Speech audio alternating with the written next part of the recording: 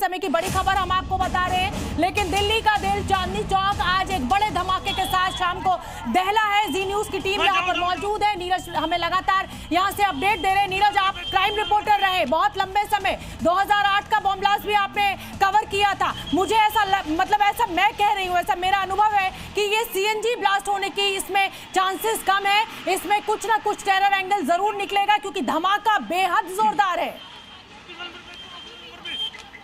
बिल्कुल सही कहा आपने, क्योंकि जिस तरीके से जो धमाके की आवाज़ थी वो करीबन 1.5 किलोमीटर दूर तक गई थी और उसके बाद में ऐसा धमाका सीएनजी ब्लास्ट में नहीं होता है।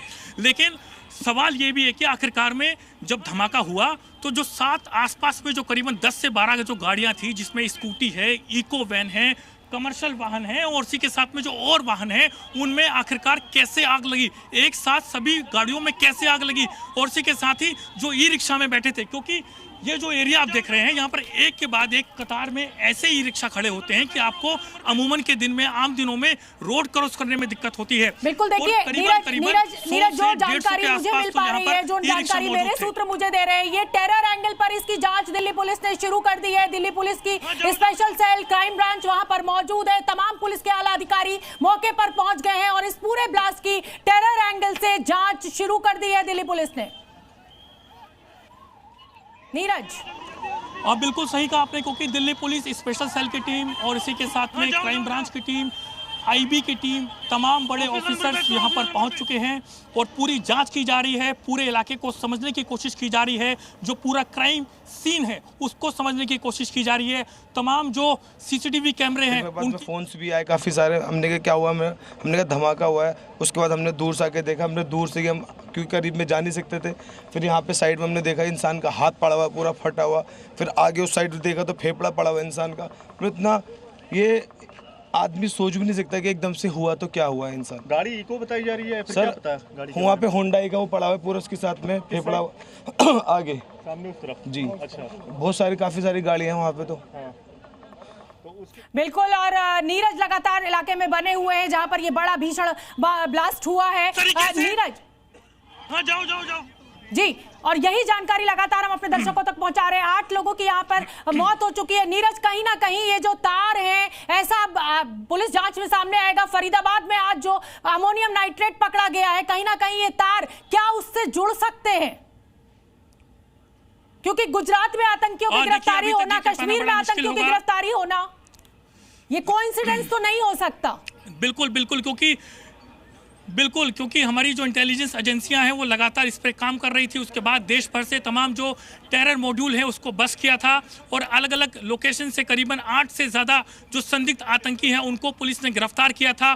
2500 किलो से ज़्यादा का जो अमोनिया नाइट्रेट है, यानी कि जो विस्फोटक है, वो पुलिस ने बरामद किया था। क्या इसके तार इससे जुड़े हो सकते हैं? लेकिन ये अभी हम नहीं कह सकते, क्योंकि जब तक पुलिस या फिर जो हमारी इंटेलिजेंस एजेंसियां हैं उनकी शुरुआती जांच में भी इस तरीके से जो तार अगर जुड़ते हैं तो हम कह पाएंगे कि आखिरकार में इस धमाके का जो लिंक है वो टेरर से जुड़ा हो सकता है। लेकिन बार बार मैं आपको बता रहा हूं कि सीएनजी ब्लास्ट बिल्कुल नहीं लग रहा है और इसी के साथ अगर सीएनजी ब्लास्ट होता तो और जो गाड़ियां हैं उनमें आग नहीं लगती, उसी गाड़ी को नुकसान होता या फिर किसी छोटी और गाड़ी जो थी उसे भी नुकसान हो सकता था। और सबसे बड़ी बात ये देखिए कि सीएनजी ब्लास्ट होने के बाद और करीबन 100 मीटर दूर तक जो लोगों के घरों के शीशे हैं, जैन मंदिर का जो शीशा है वो भी आकर के टूट गया, गाड़ियों के जो पार्ट्स हैं वो आकर के दूर आकर के गिरे हैं।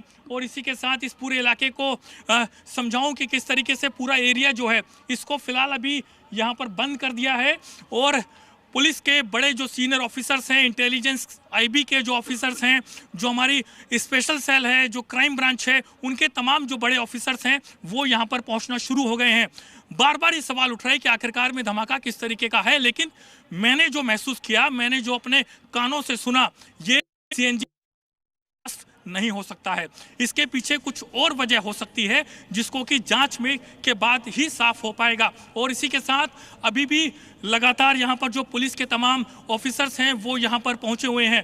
एक बार फिर से मैं आपको दोबारा से बताने की कोशिश करता हूँ कि 6:45 के आसपास का समय था और इसी के साथ कश्मीरी गेट से दरियागंज की तरफ जाने वाला जो रास्ता है वो ठीक, और ये भी आप देखिए कि आखिरकार में लाल किले के गेट यानी कि जो मेन गेट है वहां से उसके ठीक सामने धमाका हुआ। जो प्रधानमंत्री की जो एंट्री होती है वो पीछे के रास्ते से होती है।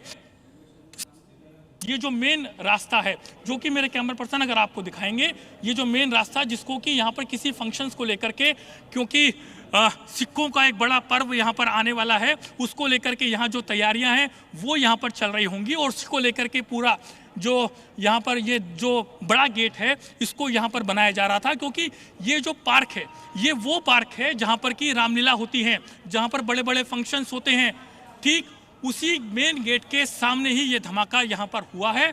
और इसी के साथ जो यहाँ पर लाल किले का जो मेट्रो स्टेशन का गेट है वहाँ पर धमाका हुआ है। और इसी के साथ मैं आपको बताऊं कि धमाका उस जगह पर हुआ है जहाँ पर लोगों की भीड़ रहती है, क्योंकि सोमवार का दिन होने की वजह से लाल किला बंद था, लोगों की आवाजाही लाल किले के अंदर नहीं थी। लेकिन बहुत से ऐसे लोग होते हैं जो कि बाहर से आते हैं, जिनको पता नहीं होता है कि आखिरकार में सोमवार के दिन लाल किला बंद है, लेकिन फिर भी लोग यहाँ पर पहुँचते हैं, बाहर से सेल्फी लेते हैं, अपने परिवार के साथ में फ़ोटो खिंचवाते हैं और उसके बाद में सीधा जो है चांदनी चौक की मार्केट में शॉपिंग करने के लिए निकल जाते हैं। और जिस वक्त ये धमाका हुआ उस वक्त 6:45 के आसपास का वक्त था, यानी कि ना तो रात थी और ना जो है दिन था, यानी कि मिड था। उस वक्त ये धमाका हुआ और उसके बाद में ठीक गेट के सामने धमाका हुआ। जो मांस के लूथड़े थे लोगों के शरीर के, वो करीबन 100 से मीटर दूर जाकर के गिरते हैं और ठीक सामने जो जैन मंदिर है उसको नुकसान पहुंचता है, उसके शीशे टूट जाते हैं। और यहाँ पर आप देख रहे हैं एक के बाद एक जो पुलिस की गाड़ियाँ देख रहे हैं, यहाँ पर अमूमन उन लोगों की गाड़ियाँ खड़ी होती हैं जो लोग चांदनी चौक में घूमने के लिए आते हैं या फिर लाल किले में आते हैं। उन लोगों की तमाम ऐसी गाड़ियाँ खड़ी होती हैं कि इस रोड से नॉर्मल समय में अगर आप आएँ तो रोड को क्रॉस करना भी बड़ा मुश्किल होता है, क्योंकि ई रिक्शे इतने ज़्यादा मात्रा में यहाँ पर रोड पर खड़े होते हैं। और अभी फिलहाल पूरा जो रास्ता है उसको यहाँ पर बंद कर दिया गया है। ऐसे जो दिल्ली पुलिस ने कोडन अप कर करके पूरे जो इलाका है उसको समझ रही है, जो क्राइम सीन है उसको समझ रही है, तमाम जो CCTV कैमरे हैं उनको समझ रही है। और जो जानकारी हमें ये भी मिल रही है कि पुलिस ने अलग अलग टीमें बना करके जांच शुरू कर दी है और टेरर एंगल से भी इस पूरे मामले की जांच की जा रही है। एक जो टीम है वो इस पर काम कर रही है कि आखिरकार में तमाम जो CCTV कैमरे हैं उनकी फुटेज को देख रही है, उस पूरे रूट को देखने की कोशिश कर रही है कि आखिरकार में जिनमें ये धमाका हुआ जो गाड़ियां ठीक गेट के सामने मौजूद हैं। जी नीरज, और खबर यह है नीरज कि अब तक 14 लोग घायल हो चुके हैं, 8 लोगों की अब तक मौत हो चुकी है।